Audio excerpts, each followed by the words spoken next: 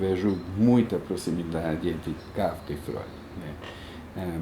Não apenas porque de alguma maneira eles eram contemporâneos, nem tampouco porque Kafka era um profundo leitor de Freud.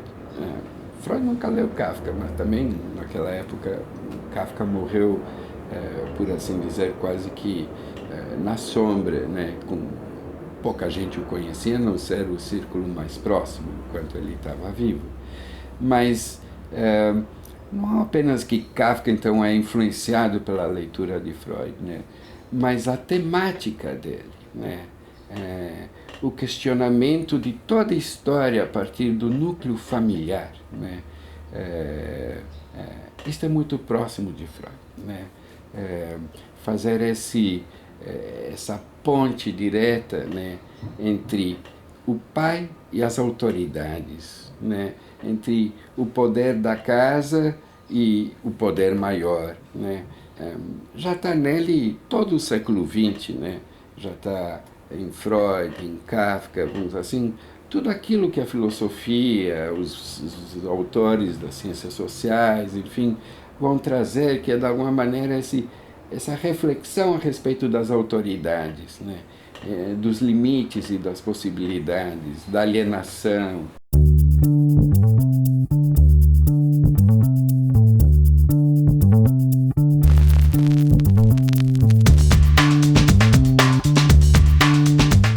A alienação é o tema da psicanálise, né? E a alienação é o tema de Kafka, né? E é importante para a gente lidar com a gente e para a gente lidar com os pacientes, olhar a alienação desde diversos, vamos dizer assim, vértices, porque senão a gente está alienado. É verdade que a gente não dá conta de todo o círculo, mas é por dentro e por fora, por assim dizer, né? É por dentro, por fora, pelos lados. E Freud constrói, vamos dizer assim, toda uma leitura, toda uma literatura a respeito da alienação, né?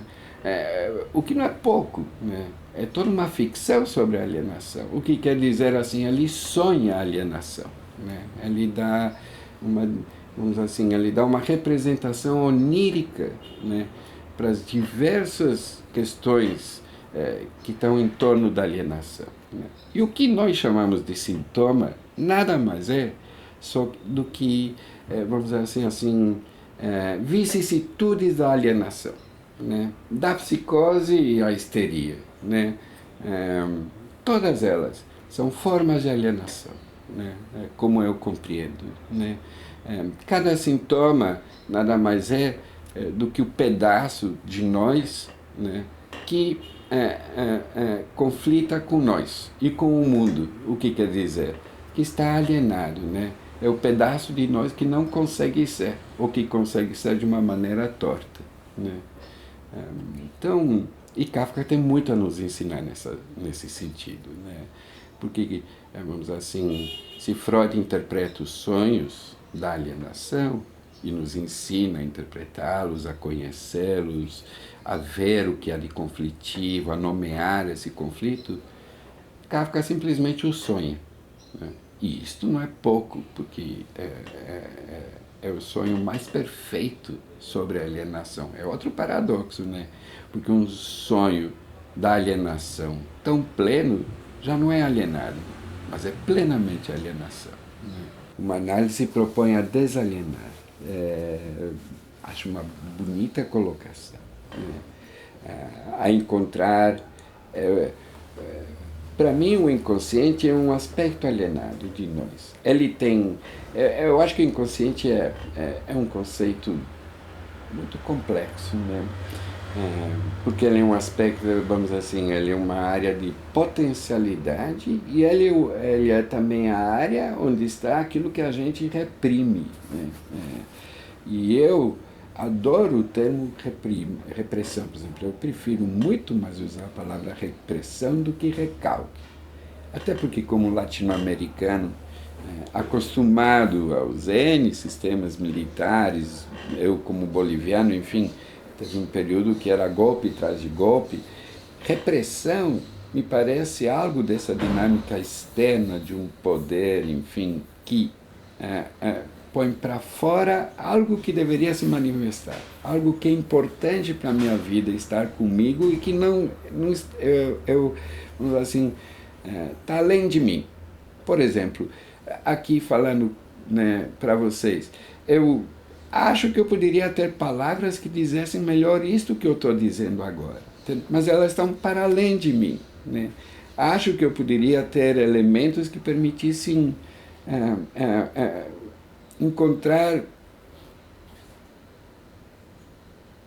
vamos dizer assim, frases, memórias, lembranças que permitissem mais em direção à realização de uma verdade sobre este momento que eu estou vivendo agora e que estão para além de mim. Então, trabalhar contra a alienação é encontrar essas palavras, né? É encontrar esse ritmo, né? Porque a palavra não é solta, né? Ela não vem. Eu não imagino que no inconsciente esteja cheio de palavras, enfim, proibidas, vamos dizer assim, né? Eu não acho que a gente reprime linguagens, né? Mas eu acho que são ritmos, né, que puxam palavras, vamos dizer assim, ritmos emocionais, né, que puxam palavras, que trazem coisas novas para frente, né? Eu ouvi o Agamben falando, uma fala tão bonita a respeito da potência, né, da potencialidade do ato de criar, né? E ele lembrava de Aristóteles dizendo que a potência de criar implica também estamos numa batalha enorme contra aquilo que resiste a criar, né? E ele lembrava do Deleuze, que diz que a resistência à nossa criação está sempre do lado de fora.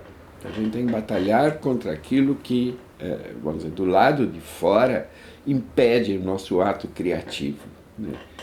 Mas o Agamben, ele traz essa resistência para dentro. E isso me parece muito importante, né? Claro, nós temos que batalhar contra tudo aquilo que resiste à nossa criação e à externa. Mas nós não podemos transferir, vamos dizer, aquilo que resiste dentro de nós só para fora, né? Todo ato criativo é uma batalha pessoal de si, de mim comigo, por exemplo, e de cada um com cada um, né? E o Agamben diz que o grande realizador é aquele que traz para fora também aquilo que impede a sua criação. Não é aquele que, vamos dizer assim, simplesmente quebra as paredes internas, vamos dizer assim, e sai para fora em escapada, né? Mas aquele que traz os pedaços de parede para fora, né, junto com o ato de criação, né? Quer dizer, não se trata de superar os limites, né, mas de trazê-los, os limites, para fora no ato criativo, né? E isso é desalienar-se, né? E é um processo sem fim, né? E isso é análise, né?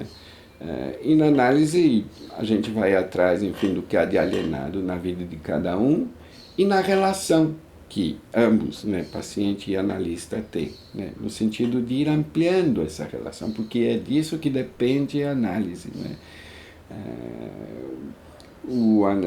Quer dizer, a análise tem diversas frentes também, né? Ela não tem uma meta só, né?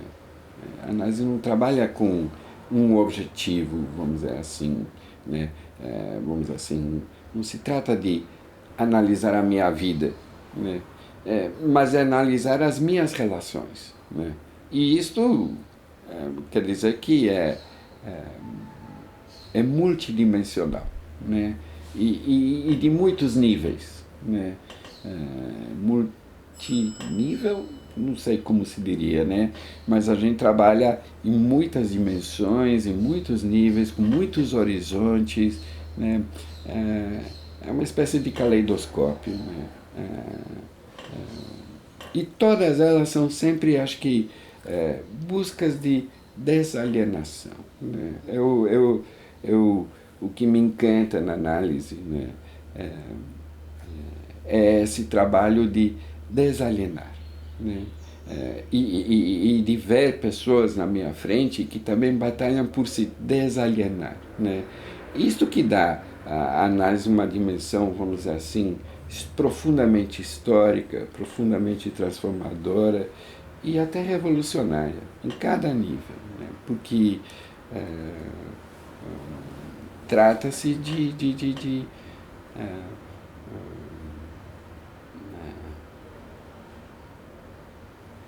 tornarmos-nos mais conscientes, né?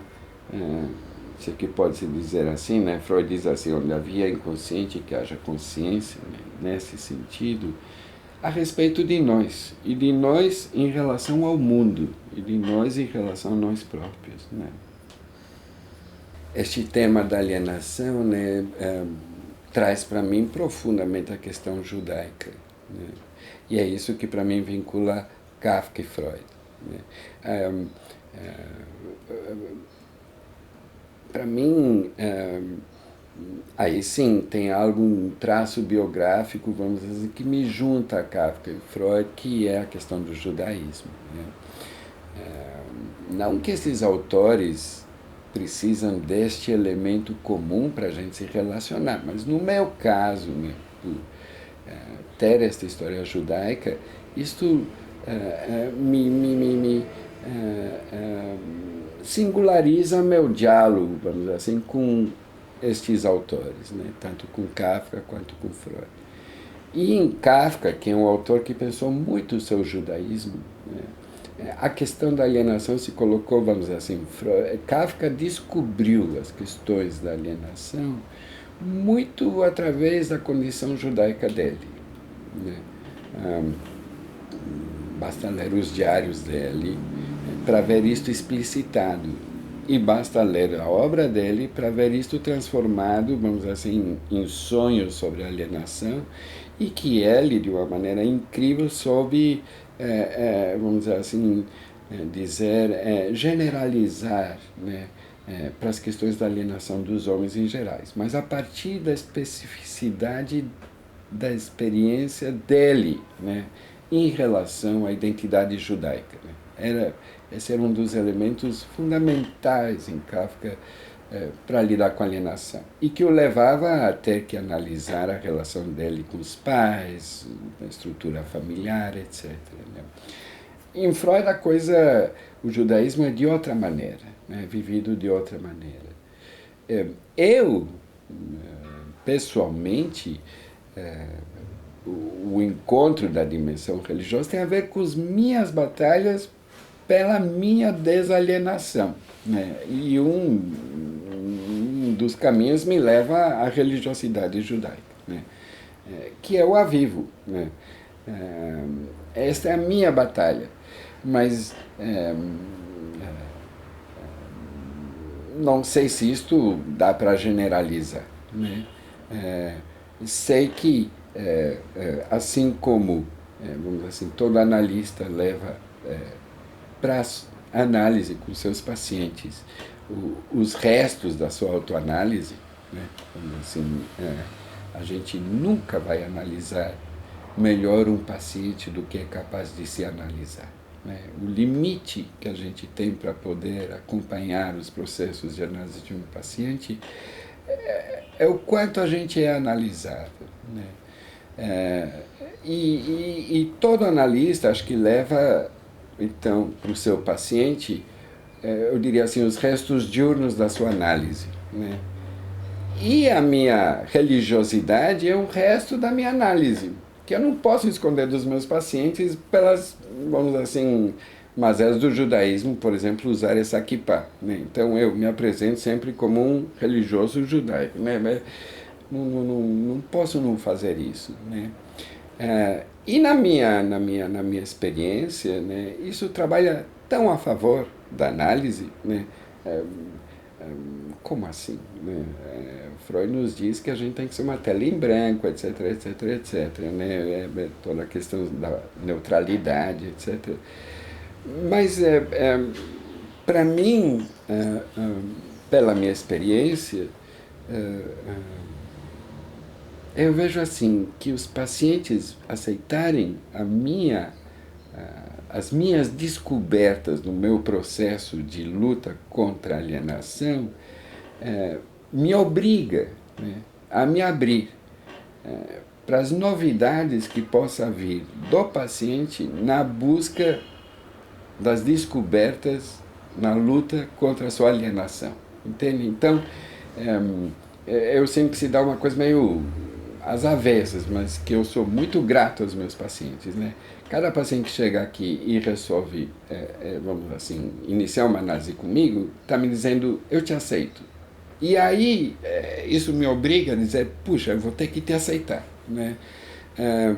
E isso é o incrível da análise, né? Talvez a prática mais sofisticada já criada pelos homens para um aceitar o outro, né? Precisa toda essa elaboração teórica. Você vê como é difícil a gente conviver entre humanos, né? Com as suas singularidades, né? Precisa toda essa elaboração tão complexa que se chama psicanálise para criarmos um cenário onde seja possível um ouvir o outro plenamente, ou de verdade, pelo menos idealizadamente, né? Mas eu acho que a sessão de análise, né, é um momento de um encontro verdadeiro entre dois. O que quer dizer assim, quase um encontro impossível entre duas histórias totalmente diferentes. Isso é algo que a mim me entusiasma muito, né? E cada paciente que me aceita como eu sou demanda de mim, né? Me aceita como eu vou vir a ser também, né? Acho que na psicanálise, basicamente isso que está presente, né? O analista precisa, no aqui e agora, aceitar o paciente do jeito que ele é, né? E esse é um enorme desafio, né? Então, nesse aspecto eu sinto que vamos dizer, essa minha experiência religiosa que meu percurso analítico trouxe à tona para mim, né, isso é um fruto muito pessoal da minha análise, né, contribui para o meu trabalho clínico, né, nessa dimensão, na dimensão de dizer, olha, essa é a minha singularidade, né? E já que, enfim, ela pode se manifestar plenamente hoje em dia, eu me sinto, né, assim, vamos dizer assim, obrigado, moralmente, a me abrir para a singularidade do paciente, né? Seja qual era a forma.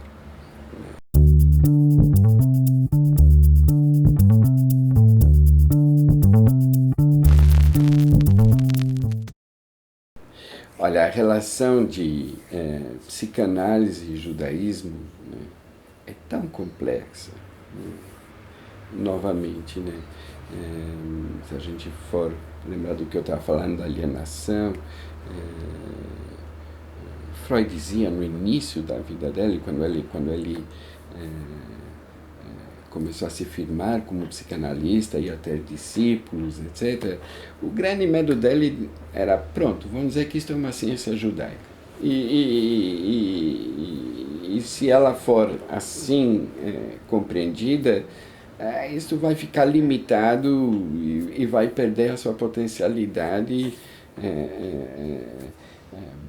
de se, vamos dizer assim, universalizar, né? E claro, né, aí ela perde a sua dimensão de ciência, ela perde a sua dimensão mais do que de ciência, né, ela perde a sua dimensão humanista também, né? E Freud, enfim, tentava por todos os meios políticos, estratégicos de escrita, né, de estilo e de elaboração, mostrar que tudo aquilo que ele estava, enfim, observando, vendo, etc., não se reduzia a uma vamos dizer assim, uma espécie de reflexão pessoal e, portanto, também limitada, vamos dizer, numa biografia pessoal. Você vê que é paradoxal, porque por um lado toda a obra dele é biográfica, mas por outro lado toda a elaboração, e essa elaboração metapsicológica, vamos dizer assim, toda a teoria, né, quer fazer dessa vamos dizer, descoberta biográfica algo universal, né? Poder dizer algo a respeito do funcionamento da vida humana, né? E é isso que leva ele a descobrir, enfim, a maneira de mapear, nomear, né, o que seria a psicodinâmica, né, ou a subjetividade de cada um, né, e dar nomes incríveis para falarmos do invisível de cada um de nós, né. Então, a grande batalha de Freud também era de sair de si. Você vê, esse é o processo de alienação, né? Volta para você para sair de si, né? Essa é a dinâmica das batalhas contra a alienação, né? E que em Freud também estão presentes. E que na época dele, né, que é uma época pré-Segunda Guerra Mundial, enfim, né, todo esse período que vai no início do século XX, a questão judaica é uma questão muito profundamente colocada para toda, enfim, para todo, na Europa em geral e para os judeus que faziam parte desse contexto histórico. E era um momento, foi um momento, né, muito criativo dentro da história judaica, né, porque várias propostas, né, as assimilacionistas, as sionistas, as religiosas, as culturalistas, e Freud é parte desse debate também, né. Ele, por opção muito, assim, muito profunda, de muita reflexão, porque o judaísmo é algo que Freud vai refletindo o tempo todo, não é uma coisa, vamos dizer, não é um aspecto da vida dele que não faz parte da autoanálise, ao contrário, é um aspecto que está presente o tempo todo, né? A gente sempre vai esbarrar em reflexões dele a respeito da judaicidade dele na obra dele, né? Mas a opção dele era fazer dessa biografia pessoal algo assim como uma ferramenta a serviço da civilização ocidental, do que ele conheceria como, vamos dizer assim, o desenvolvimento da civilização ocidental e dos homens em gerais, né? Então a opção de Freud é claramente de sair do particular, vamos dizer assim, para ganhar o universal. Isso não quer dizer, sair do particular não quer dizer, novamente, aí lembrando o Agamben que eu estava falando antes, não quer dizer quebrar o muro e ir embora, mas sair para fora com os pedaços do muro, né? Vamos dizer assim, né? Vivos, né? E em ação. Claro, Freud morreu, vamos dizer assim, você vê, né? Vamos dizer, todas as questões em relação ao judaísmo são tão impactantes nele que não apenas estão presentes na obra, né? Freud morreu em Londres, porque ele teve que ir embora da Áustria. Então, e porque ele estava implicado em toda a história, vamos dizer assim, da relação, né, da Europa com os judeus, né? E foi isto que, vamos dizer assim, alterou a vida dele, né? Mas ele não viveu, então ele sabia o desastre que estava por vir, né, porque ele já foi mandado embora de Áustria, mas ele não viveu, vamos dizer assim, o desastre que de fato foi. Ele, né, e eu sempre fico pensando, né, que Freud escreveria depois da Segunda Guerra Mundial, né? É verdade que Moisés e o Monoteísmo é uma obra profundamente judaica e profundamente universal, e talvez, eu não sei se é um texto feito com as vísceras dele, porque ele estava já morrendo, né, com dores enormes por causa desse câncer tão avançado, e mesmo assim ele não parava de pensar sobre Moisés, né? e o monoteísmo. O que quer dizer pensar sobre o judaísmo, né? Porque Moisés e o monoteísmo vamos dizer, é quase sinônimo de judaísmo, né? Acho que o livro poderia se chamar O Judaísmo, né? E claro que para ele o judaísmo não se dá na abstração, se dá dentro do Ocidente, né? Então, falar sobre o judaísmo é também ler a história das relações do Ocidente com essa, vamos dizer, com essa raiz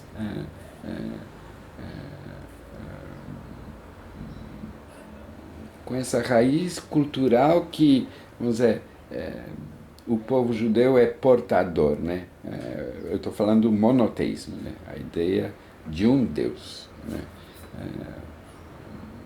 E que é tão atribulada, né? E tão dramática, né? E tão incrível, né? Sabe uma das coisas que me deixam a mim tranquilo para poder atender, vamos assim, explicitando a minha condição de ser um homem religioso, né, e de ter uma religião específica, e não sei se eu faço isso para me desculpar ou para achar um bom motivo, mas eu digo assim, bom, mas pelo menos eu não faço da psicanálise a minha religião, né?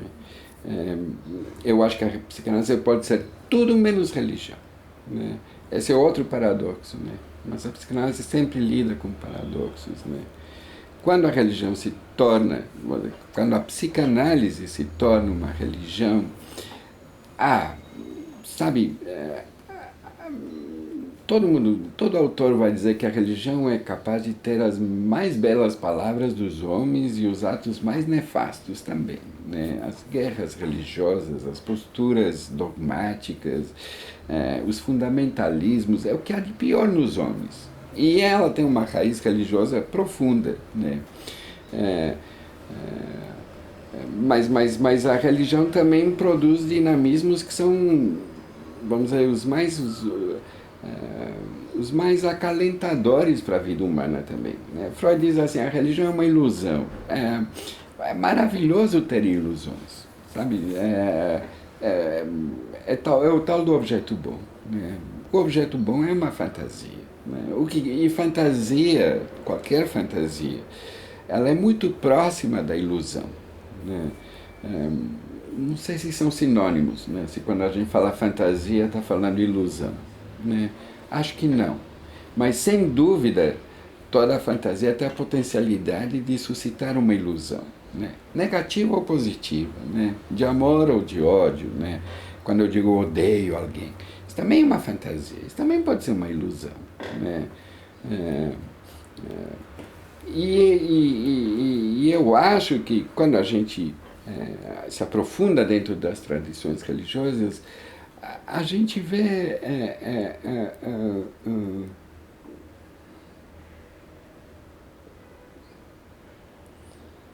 o trabalho do homem, né? E quando eu digo homem, eu estou falando assim de uma fragilidade muito grande, né? Nós somos bípedes. Né? Bípedes quer dizer dois pés, né? Eu sempre penso assim, os mamíferos, né? Aqueles, sabe, sei lá, os cachorrinhos, os leões, né? Tem 4 pés no chão, né? Estão bem mais assentados, né? Nós, e não sei se são assim menos ágeis porque tem 4 pés, né? As gazelas são rápidas, né? Nós temos 2 pés, né? E eu sempre lembro assim, eu trabalhei muitos anos em escola, né? E trabalhei com crianças pequenas. E um dos momentos mais incríveis, né, é ver a criança começar a andar, né? Esse é um momento mágico, né, de uma batalha contra uma alienação pessoal, sabe assim? O engatinhar, ficar de pé, aquela coisa tão complexa, né, de ganhar um equilíbrio pessoal, né? E a partir daí passar a vida realizando esse equilíbrio, né? Atualizando esse equilíbrio, né? E que é de cada um, né? Cada um aprende a andar de um jeito, né?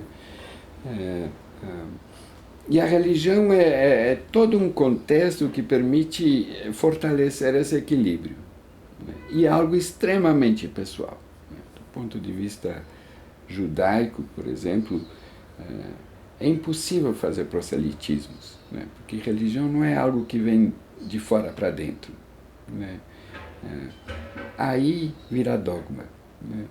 Tem que ser uma descoberta muito pessoal e sempre de dentro para fora, não tem outro caminho, né? Pelo menos como está escrito nos textos básicos, como está, né? E, e, e quando a psicanálise se torna uma religião, e eu acho que a psicanálise tem todos os elementos para ser a religião de uma época laica, né? Assim, ela, hoje em dia eu acho que um pedaço da psicanálise, né, contemporâneo progrediu até na elaboração de uma espécie de mística laica, né? Mas para mim isso me parece muito mais uma mistificação do que propriamente algo místico, sabe? Uma mistificação da psicanálise, né? Então, por exemplo, hoje em dia, vamos dizer, isto que vamos dizer, o núcleo da psicanálise sempre é lidar com os nossos limites, né? É uma, vamos dizer assim, uma disciplina, é uma ciência toda feita para estudar os limites, né? As impossibilidades, aquilo que nos amarra a nós, aquilo que faz que a gente gravite em torno de nós, né? E de repente, né, essa ciência que Freud, enfim, cria toda a respeito de falar dos limites, ganha nos dias de hoje muitas vezes uma espécie de sabe, discurso ufanista das mudanças, das transformações, das novidades, do infinito, sabe? Uma espécie de mistificação da transformação, né? E das mudanças. Eu acho que é importante contextualizar isso, né? É importante compreendermos o que está em questão, né? Quando, de repente, qual é a palavra? Se faz um discurso tão de exaltação das transformações e das mudanças e cujo núcleo é a psicanálise, né? Uma ciência que basicamente sabe assim como é difícil a gente mudar, né? Como a gente é profundamente determinado, né? O que quer dizer aqui profundamente